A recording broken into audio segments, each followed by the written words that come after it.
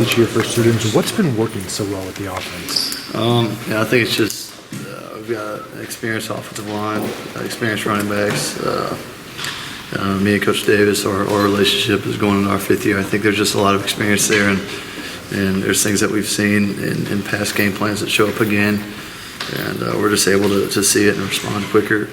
And it's obviously nice when the defense is getting stops and getting us back on the field as much as possible. So, how good can the offense get? What's the next level for you guys? I don't know. It's hard to say a certain level because we don't shoot for a certain amount of yards per game or a certain amount of points. We're just trying to win games. Obviously we like to be better on third down.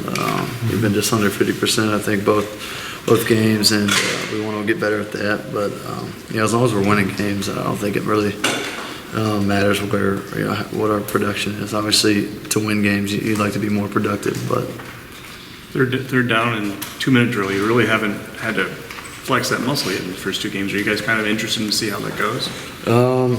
I mean, if we don't have to, then right. Why do it? But I mean, we practice it all the time, and during the week in practice, and Coach Francis put us through a bunch of situations during camp. So, no doubt that when those things show up in games, we'll be prepared for them. How much have you worked on accuracy since you've been here, and how much do you think you've improved? I think you're always working on accuracy as a quarterback. Every ball you need to throw with an intent, and try and put it at a certain place. But I think I've definitely improved since I got here as a true freshman. But over the past year, I think I've just got some more experience under my belt a whole season, so I know what it's like going out there and playing in front of a lot of people, playing as if I'm about to get hit, which I am in games, and I think that helps me as a quarterback. How much has that freedom at the line of scrimmage with your checks having expanded helped this offense get going? I mean, it definitely helps the offense. Anytime that you can put whoever it is in there at quarterback, that they can get out of certain things that they don't like, rather than having to look to the sidelines. And then our game plan, Coach Davis does a good job at getting us our game plan early in the week, so we have all week to study it. So obviously we get different things here and there from teams that we haven't seen on tape, but a lot of times when we get certain looks, we have game plan those, and we know what we like to run in certain situations. So, can you imagine being a senior and having played on nothing but national championship teams? That'd be crazy. What do you mean, like? Well, their seniors have known nothing but national titles. Oh, we're talking about their team. Okay, yeah. No, we got a lot of respect for them. I mean, they're a great team. They've got, five national championships. That's crazy. I don't care what conference you're in, FCS, FBS. They've came in and I think they've beat like 8-3 since 7-6 against FBS opponents. So we've got a ton of respect for those guys, and we know they're going to come in here bringing their best and expecting to win. We just got to play our best football. What do they run in defense at? They run a lot of different stuff, but I think they do what they do, kind of like some teams like to throw a bunch of new stuff in with new defensive coordinators. But the guy's been there for a while, so we've got a lot of tape to look at from them. But I'm sure they'll throw some stuff we haven't seen at us, but we just got to be prepared and respond to that when it comes. When you do checks, how much do you take into account what George is able to do as a blocker?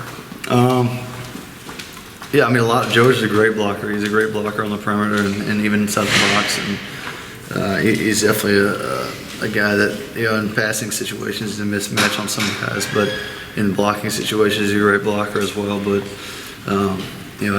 the way our offense works, we like to use our tight ends a lot to block. And it's nice having George in there when he's, we have a great blocker out there, and he blocks like an offensive lineman. Sometimes it seems like he can set the edge if you need him to against the defensive end. Yeah, he does a great job with that. On slant plays, if he has some tough tasks, some tough jobs sometimes, and he's able to out leverage some defensive ends a lot of times, and do a good job with that. Does this feel like a heavier weight matchup than FBS versus FCS? Oh, definitely. We haven't looked at it at all like it was an FCS opponent, because for all we know, they could be an FBS opponent. If you told us that they were an FBS opponent, we know, but they play like a Big Ten team. They're tough, physical, well coached. They've won 5 FCS national championships, and We know they're a good team, and we've seen it on tape, and we've got a lot of respect for them. What do you know about their fan base? What do you know about their fan base? I know they are diehard fans up in North Dakota and South Dakota too. I'm sure.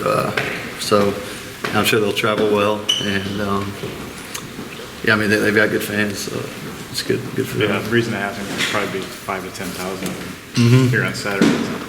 Yeah, that doesn't. There'll be 10,000 of their fans, but hopefully 60,000 of our fans, and hopefully we can drown out their noise. But we played in tougher, harsher environments and playing at home, not clearly, but we haven't really thought about that very much. Hey CJ, how did you find out that Matt was getting engaged? Yeah, he told us before the game. Oh, he did? Yeah, and we were excited for him. And, he told us how he was going to do it after the game. He was going to, go back out there on the field. He said his family was going to wait down there and say hey to him and stuff. And I told him I was like, yeah, okay, I'll throw you a few extra balls here just to make sure. But no, I'm just kidding. What do you think about? You think that's a young age to get married? Yeah, it depends really. If you're in love, you're in love, and he clearly they're in love, and I'm happy for him and happy for their relationship. What's Daniels doing when he's running the ball this year that maybe he wasn't doing last year? He's running hard.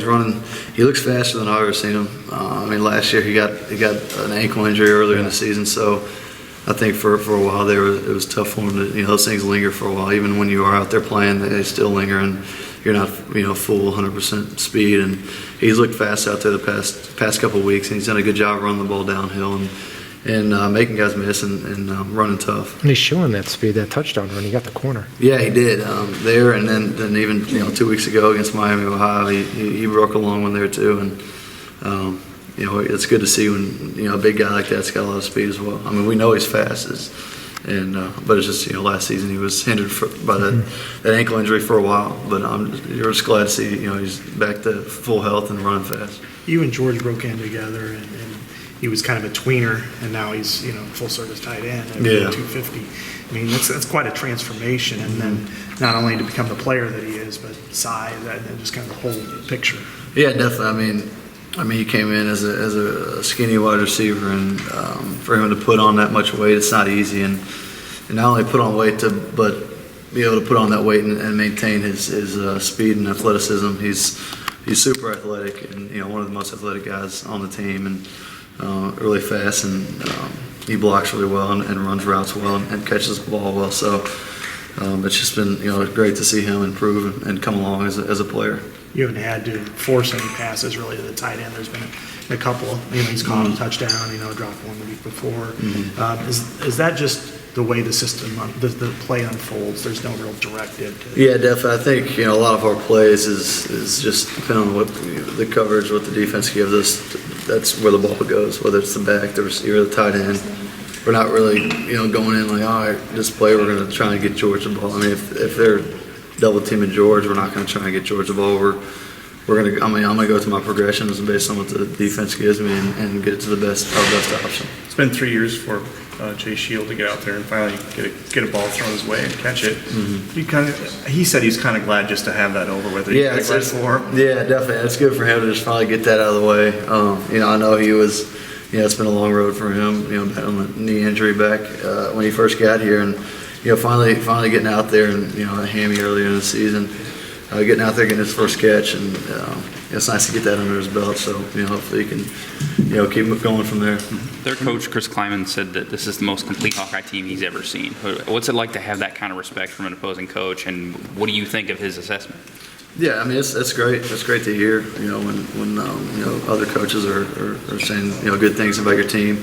That's positive. It's better than someone saying how bad we are. So I think it's a fair assessment. I've only been a part of 4 going 5 Hawkeye teams, and it's hard to say this early in the season how good this team is, but I know we have the potential to be really good. It's just a matter of how we play week in and week out.